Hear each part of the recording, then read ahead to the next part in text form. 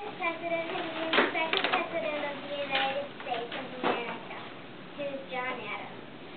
I gave birth to 6 children. My eldest son, John Quincy Adams, became the 6th President of the United States of America. I am a very influential woman. I was born on November 11, 1744, but at that time we were still using the Julian calendar. 11 dates were dropped from September that year.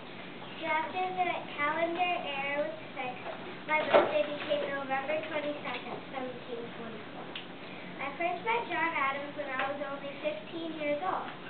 5 years later, on Thursday, October 25th, 1754, I married John, and my last name was no longer Smith. 9 months after I married John, I had my first child, a daughter named Abigail, who we nicknamed Nabby. Then came John Quincy, Susanna, Charles, Thomas, and Elizabeth. In 1789, John Adams was elected Vice President along with George Washington as the President. In 1798, Abigail became the second First Lady when John was elected President. Living in the White House was no easy thing for me to get used to. All the luxurious acts were so overwhelming, which surprised us greatly. It was very different than what I expected. John had to travel and usually brought his children with him, and they would be gone for months at a time. In 1818, on October 28th, Prince Abigail Adams died, leaving warm wishes for the future of America. In 1744, she was born in Weymouth, Massachusetts. In 1759, she met John Adams. In 1764, she married John. In 1767, Abigail had her first son. In 1789, John was elected Vice President with George Washington. And in 1998, Abigail became First Lady with John the President. And she died in 1998. What do you think the most important thing you did was? Probably the most important thing I did was when I was a child, I grew up learning how to accept life how it came to you. And so I wasn't very surprised, I wasn't surprised, and I didn't get my feelings hurt that easily. And I helped the poor people, my mother and I would always find weaving work for them and give them blankets. That's neat.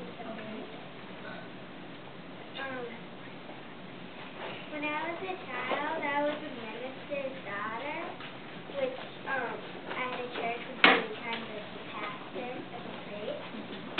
Yeah.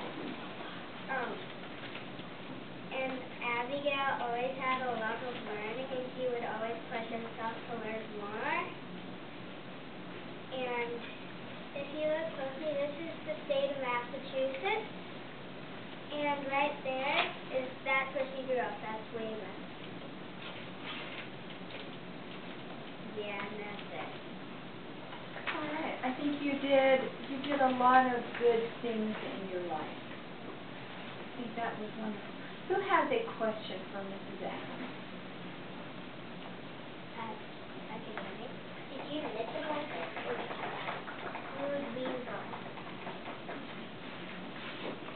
You said that your husband was the president? And what was going on in the world during that time?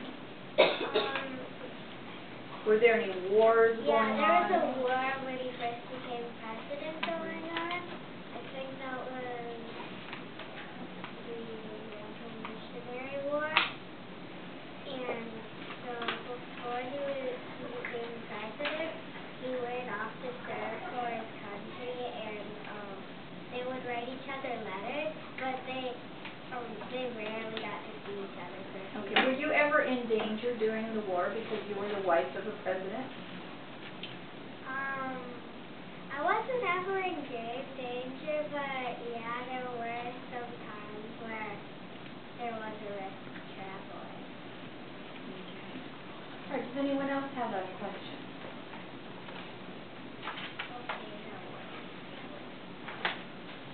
You've done a wonderful job. You gave us so much information, you've left nothing to ask. Good job.